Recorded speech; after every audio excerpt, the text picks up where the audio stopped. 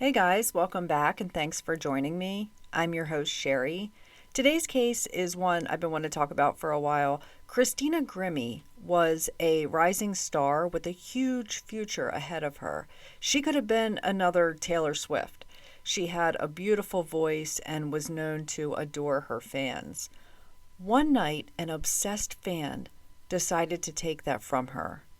This is episode 93, The Murder of Christina Grimmie. This story takes place in 2016.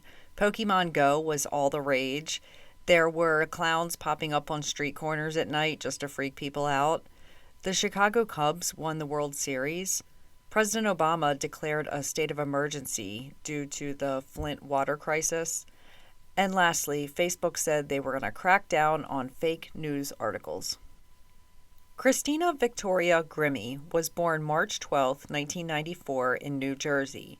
Her parents are Tina and Bud. Christina has an older brother named Marcus. Now, Marcus was less than 2 years older than Christina, so these two are very close in age, basically like a set of twins. Marcus and Christina were best friends who just happened to be brother and sister. They were both raised in New Jersey. When Christina was 6 years old, her parents began noticing something about her, something different. They noticed Christina showing an interest in music, not just dancing to songs like little kids do. Like, she was learning them on piano. She taught herself how to play piano at age 10, which is pretty impressive. She also loved to sing. She had a good voice, and her parents are like, okay, we may have something super special here. So they supported her any way they could as she was growing up. Marcus, her brother, was also interested in music. Marcus is a guitarist, and he and Christina made lots of music together in their living room, and it was great having another musician in the house to lean on. Marcus and Christina both shared another love, and that was video games. They spent lots of years playing video games together. So much so that when they got older, they got matching tattoos, and one said player 1 and the other said player 2. That's got to be so cool to have a brother or sister so close in age. They watched a lot of Cartoon Network and would often quote SpongeBob to each other. All the while, Christina is showing signs of something huge. I know every parent wants to believe their child is destined for stardom. I certainly do myself. But Christina was beyond that. Like, she fit the mold of a pop star. This girl was going to go places if she kept practicing and doing her singing and piano routines every day. A friend of Christina's said she remembered they were in the 3rd grade together, and Christina could listen to a song and identify the harmonies. She'd be like, this is the alto and this is the tenor, and her friends are just like, what? Christina was also known for her love for Jesus and attended church every week. She told people, I'm a full-on Christian. Jesus is my savior, and I love him and I sing for him. She also got a tattoo of her favorite Bible verse. Christina is very close with her parents. Her mother had breast cancer 3 times, and it was hard on the family, but they were all just so wonderful and supportive of one another. In 2009, Christina is 15 years old. There's this new platform where videos can be posted called YouTube. It had actually been around for a few years, but it wasn't like it is today. But videos were beginning to take off, and some had even went viral by 2009. Christina learns of YouTube and decides she's going to get some recordings of her in her bedroom singing at her keyboard. Her friends have been telling her, you need to do this, trust me. She created an account using the name Zelda Love 64. So Christina records herself playing and singing a Miley Cyrus song. She posts it to YouTube and goes to bed. The next day, she realizes there are thousands of views. She's like, oh, wow, I wasn't expecting that. She thought it would just be her family and friends that watched it, but there's a bunch of comments telling her how good of a singer she is. Christina felt wonderful that day. She couldn't believe everyone loved her video so much. She began posting a weekly video of her doing a cover song, and her fans and subscribers started to grow. And you can still go back and watch these videos, including that first one, on YouTube today. Now, it wasn't just her voice that made people tune in. People loved her personality. She was this quirky 15, 16-year-old girl who could sing, but she was super down to earth. She talked about video games and her dog, and she would do these videos where she would just goof off, or like she would miss a note on the piano and start laughing and being goofy. She seemed like such an awesome person.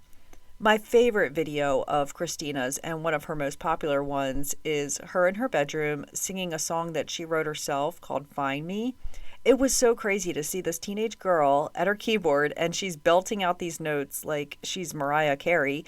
Then she stops at the end and she's like, okay, I hope you all like that. Does anyone want to play Xbox? Some of her videos were just her being silly. Everyone loved Christina because she was just so normal. All the way through her career, she referred to her fans as her friends. In fact, she never said fans. She just said friends instead. Christina did a duet with another YouTuber. It was a cover of a Nelly song called Just a Dream. It ended up getting 200 million views. This brought Christina's YouTube channel to 2 million subscribers, which back in 2011 was a super crazy number.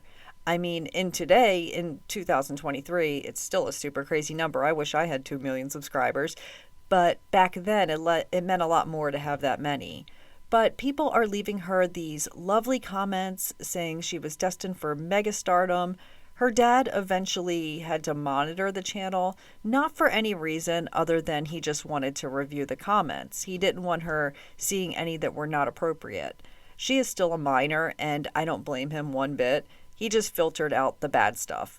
He was shocked to see fans, or her friends, saying how Christina's music saved their life, how when they're a bad day, they just listen to her sing and it makes everything better. Her dad was extremely proud of her, as any parent would be. Christina's videos were taking off. Young girls loved her, and she was a great role model. Christina's not cussing or doing anything inappropriate on her channel. She's just singing, playing piano, talking about video games and school. I know my daughter would have loved her. Christina did a cover of Celine Dion's My Heart Will Go On. She posted it to her channel. Well, this caught the attention of a woman who is known for being able to scout talent really well. Her name is Mandy Teefey. Mandy Teefey is Selena Gomez's mother. Small world, huh? Mandy saw Christina's videos and knew immediately, we need to find her. Mandy's husband, Brian, is a talent manager, and she tells him, let's go find her. She is going to be huge. They were already managing Selena, and you see how well she did. Getting in touch with Christina, though, would be nearly impossible. They were able to eventually find Christina's brother Marcus and pass the message that they wanted to manage her career. In 2010, Selena Gomez's stepdad, Brian, became Christina's manager. Christina won the My YouTube competition, beating Selena Gomez, Justin Bieber, and Rihanna. This did miracles for her YouTube channel. In 2011, Christina is only 17, and she was asked to join Selena Gomez's tour. Selena and Christina had really hit it off, and they were good friends at this point.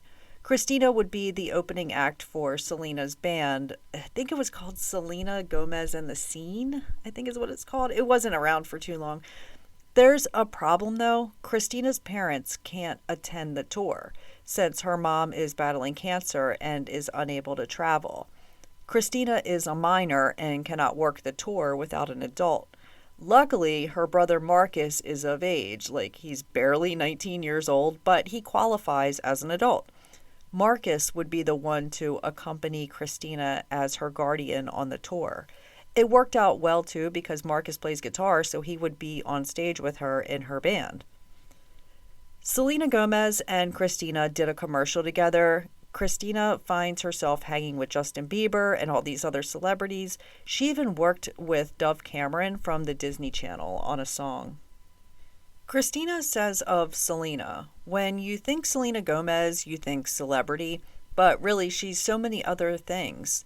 She's very caring. Before she goes on stage, she's a goofy girl. She's fun-loving and totally lovable, which I say in the most honest way. She's not even a celebrity to me. She's just a really cool person. Christina finds herself getting a little too famous to be in school. She had a lot of people there who were happy for her, but she was also getting a lot of haters too. People made fun of her for her videos, which she truly didn't deserve. Christina's like the sweetest person ever. Plus, she was making awesome content and she's super talented. But it was decided that Christina would do better being homeschooled. The family moves from their home in New Jersey all the way across the U.S. to Los Angeles, California. Now, Tina, her mom, wasn't crazy about moving. All her doctors and chemotherapy are here in New Jersey. This is the area she raised her 2 kids in. But she knew Christina would have to be in LA to continue her career, and she was willing to do whatever she had to in order for Christina to be successful. Christina, for the next few years, had cameos in a few TV shows. Her YouTube channel was growing even more. Christina toured with Selena. Marcus was playing guitar in her band, and life is good. Meanwhile, Christina is still the same down-to-earth girl she's always been. She didn't let the fame go to her head.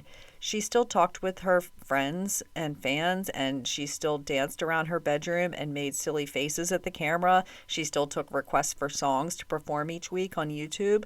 She also gave some tips for others trying to make it by saying, I'm a perfectionist, so everything I put out needs to be 100%. So when it comes to releasing things on my YouTube channel, I triple, quadruple check it before I post it because it has to be ready for the amount of people who are going to be watching, for sure.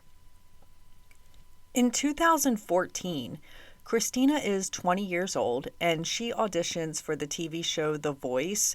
This is its 6th season. I've never watched The Voice, but it's basically a singing competition. You have 4 judges, and you can pick one of the judges to be your coach.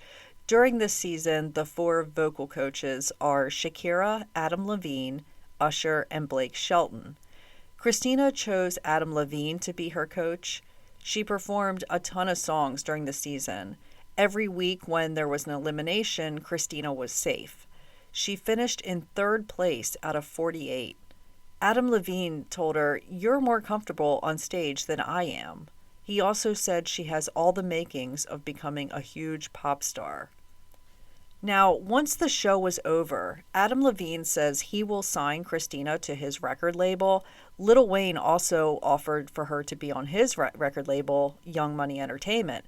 But she decided she wasn't going to go with either of these and decided to go with Island Records.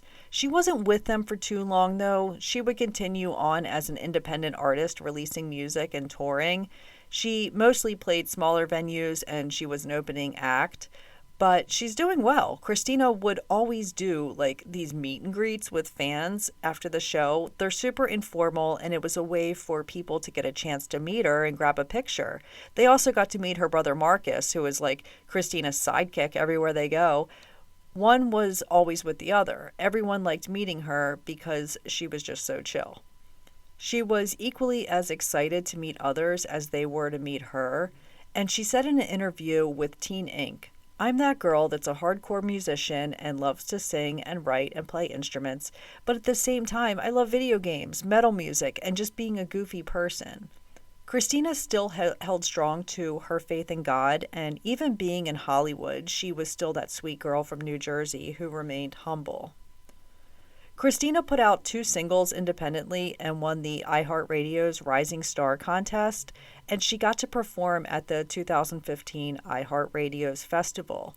She also performed a song on Dancing with the Stars and The Ellen DeGeneres Show. In 2016, Christina is going to go on tour with a band named Before You Exit. She will be their opening act. Christina had toured with them 1 year prior in Europe. This is going to be an American tour playing venues from May to June 2016. The final show on the tour is June 10th, 2016, at a club called Plaza Live in Orlando, Florida. Christina loves touring and performing, but she's pretty happy this is the last show, so she and Marcus can fly home and be with family and relax after all these shows she's been playing night after night. Plus, she bought VIP tickets for this gaming expo in Los Angeles, and she's excited to get back for that. There is someone who is going to attend this final show of the tour who lives in Florida about 2 hours away. Except he has a different motive for wanting to be there. He's not coming to have a good time, drink, and sing along to the songs. Kevin Loibel is a 27-year-old man who lives in St. Petersburg, Florida with his dad and his brother. Kevin is an odd kind of guy from the surface, but underneath, he has an obsession with Christina. Not just he listens to her music or whatever. No, he is obsessed. Even believing that she is his girlfriend. But the thing was, Christina's never met this man in her entire life. He would watch her YouTube videos all day long. He had pictures of her all over his room. He covered his windows in tinfoil because he didn't want any light getting into his bedroom while he watched Christina. His family says he's not mentally ill, he's just a hermit. He sat at his computer all the time, dreaming of Christina. He would watch the computer, waiting for her to update her Twitter. He waited for new videos. He's got this obsessive stalker behavior that others were beginning to notice. Kevin worked at Best Buy, but he wasn't good at customer service, so they put him in the back where he was on the Geek Squad team. He serviced computers and other electronics. He only worked with one other person. This other person was the only friend Kevin had. I don't know if the man was really his friend or if he just worked next to him and said hi every day, so Kevin feels like that's his bestie now, but he had no other friends. He would talk to this coworker at work telling him he's going to marry Christina one day. He would say things like, "She will be mine one day." He also says he goes to her shows all the time and they played video games together online. Both are lies, but he was delusional. He believed they were a couple. Again, Christina has no idea this guy even exists. He tells his, air quotes, friend that he is going to her show when she comes to Orlando, Florida in a couple weeks. His obsession with Christina became so disturbing that this coworker reported him to their manager. Like, look, I can't work next to this guy. He just talks to me all day long about this singer named Christina Grimmie. He's kind of creeping me out. I mean, how bad would it have to be for you to turn in your friend to the boss because he's talking about a celebrity? It must have been a continuous loop of just, I love Christina all day. But management can't really fire him for this. Yeah, it's weird, but legally there's not much they can do. He still did his job. He still showed up on time. He worked his shift each week. He's not interacting with customers since he's in the back away from everyone else. So they just kind of let it go. Besides, Kevin has no criminal history. This coworker tells Kevin that he's jeopardizing their friendship because of his obsession with Christina Grimmie. Kevin had begun a vegan diet so he could lose weight, and he ended up losing 50 pounds. He's trying to impress Christina for when he finally gets to meet her at her show. He's had lots of work done, such as hair plugs and LASIK eye surgery. He had his teeth whitened. He tells his coworker that he's been an atheist all his life, but Christina convinced him to convert to Christianity. According to CNN, this coworker tried to explain to Kevin very gently that all of this was a fantasy. Christina doesn't love you.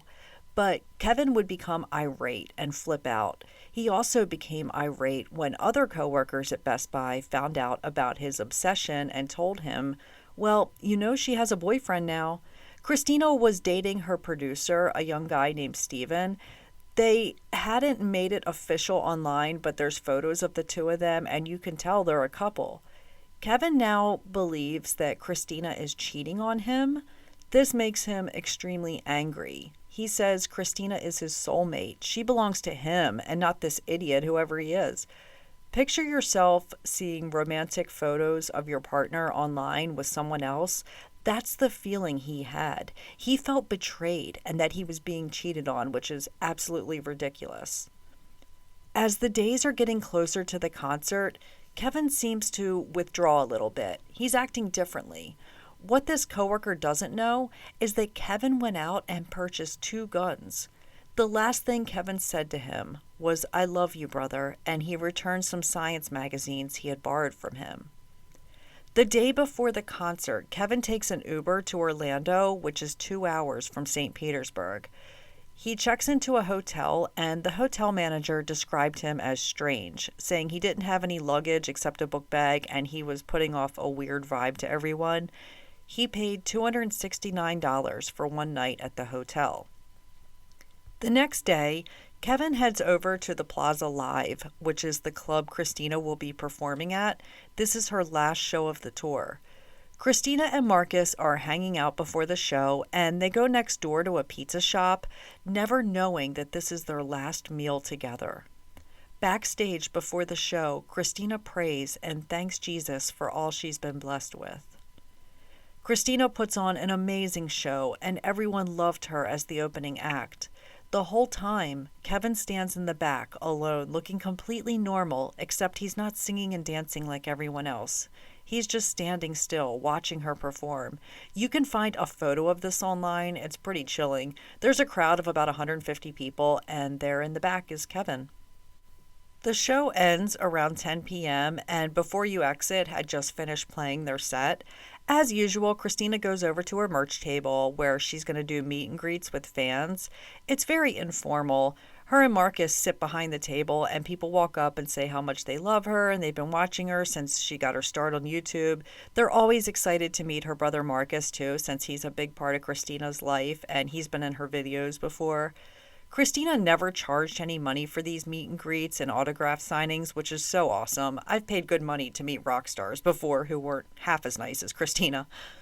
There's cell phone footage of this meet and greet. It looks like there's about 30 people in line. Someone took a video of themselves meeting Christina and handing her a letter. And it's so sweet because she asked the girl, "Do you want me to open it now or can I just open it later?" She seems so happy and just interacting with her fans. Towards the end of the line stands Kevin.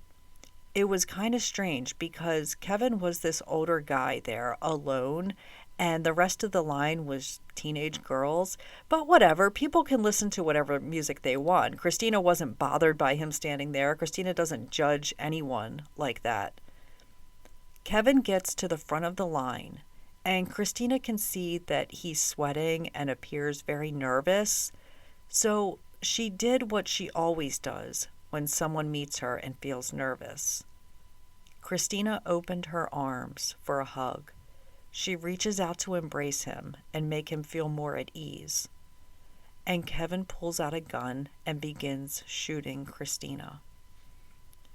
Everyone hears the bangs and begins screaming and running.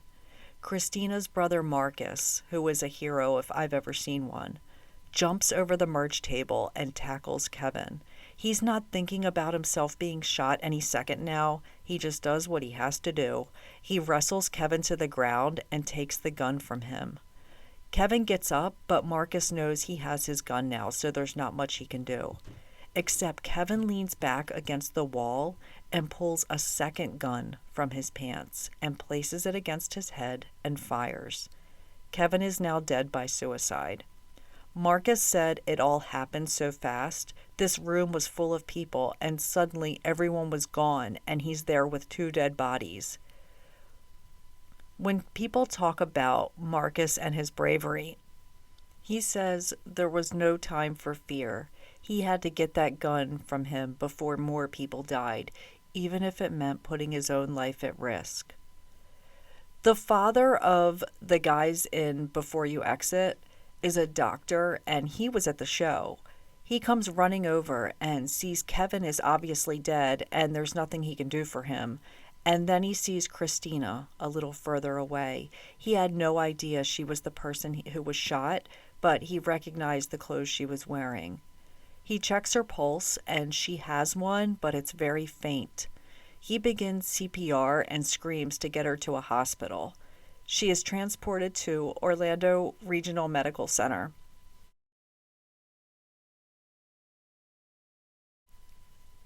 Kevin shot her 5 times, and she was hit 3 times. Christina died shortly after arriving at the hospital. She was 22 years old. Marcus's cell phone rings, and he sees it's his dad calling him. This is going to be the toughest news he's ever had to deliver. His dad asks how the show went. Marcus tells him what happened, and Christina just passed away. Her parents get on a plane and head to Orlando, where a detective would be waiting to pick them up. Her autopsy report showed she had gunshot wounds to the head and the chest. Kevin was identified right away. He had his ID in his wallet. Police found he had 2 loaded guns on him, plus a hunting knife. Kevin's family had no idea who Christina Grimmie was. They say they never heard him speak her name. They didn't even know of a TV show called The Voice. They also said he was not mentally ill.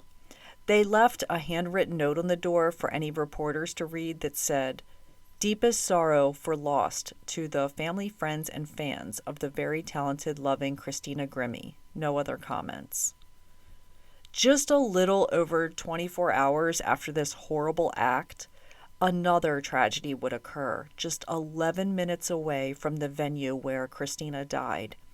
There is a gay dance club in Orlando called Pulse, and on this night, a gunman would enter while there were 320 people inside. He begins firing at everyone and everything. A total of 49 people died and 53 were injured. It was a horrible night, and it's hard for me to talk about. People still to this day in 2023 talk about the Pulse Club tragedy, especially at Pride. And, this was a place where folks felt safe and accepted, and to just walk in and have their lives taken from them is just unfathomable. 3 days after the Pulse Club shooting, another hit for Florida. A 2-year-old boy at Disney World was with his family, and they were standing near a lake when an alligator came out of the water and snatched the little boy and pulled him into the lake. His body was recovered after a 16-hour search. With all this stuff going on in Florida, there was a lot of news. Christina Grimmie's fans and friends cried for days. How could this monster just come in and take her life? She didn't belong to him as he thought she did. Christina was going in for a hug. How could this have happened? I found out they were checking bags that night. Moms and daughters had their purses searched, but Kevin just walked right in. The Plaza Live now has a big page on their website with their bag policy. It says bags will be searched and they must be clear and only a certain size. However, Kevin didn't need a bag. He had guns in his waistband. It doesn't say anything about searching your person when you come in, just that your bag will be searched. A lot of people paid tribute to Christina. Selena Gomez had a show the following night in Miami and stopped partway to talk about Christina and how when she was 14, her parents signed her to their management company. She dedicated the next song to her. Justin Bieber did the same thing at his show. Charlie Puth sang "See You Again" and dedicated it to Christina. Adam Levine called Christina's mother and said he and his wife would personally pay for her funeral and to have her body flown back to her home state of New Jersey where she would be buried. He'll pay for everything. Adam said in a statement, "Christina was a natural, a gifted talent that comes along so rarely. This is yet another senseless act of extreme violence.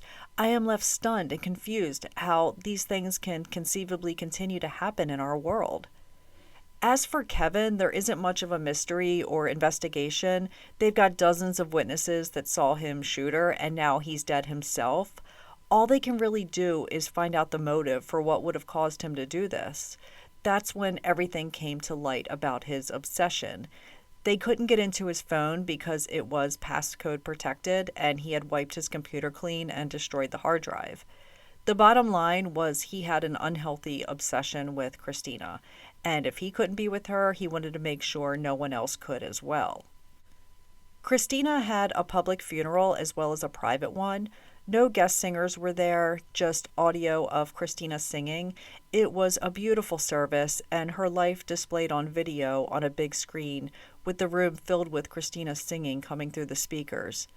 Thousands of mourners arrived. Many were fans of hers and traveled a long way to be there. Marcus continues to update Christina's social media even today. He has control of her works, and I can't think of a better person to have that responsibility. Marcus said, "I feel very blessed because tragedies happen every day and people are left with nothing. Christina left behind video, pictures, records, so we have so much to hold on to, and it helps us cope because it feels like she's still here with us." Her family launched the Christina Grimmie Foundation in 2017 from their website. The Christina Grimmie Foundation is a charity created to support families who have been affected by the tragedy of gun violence.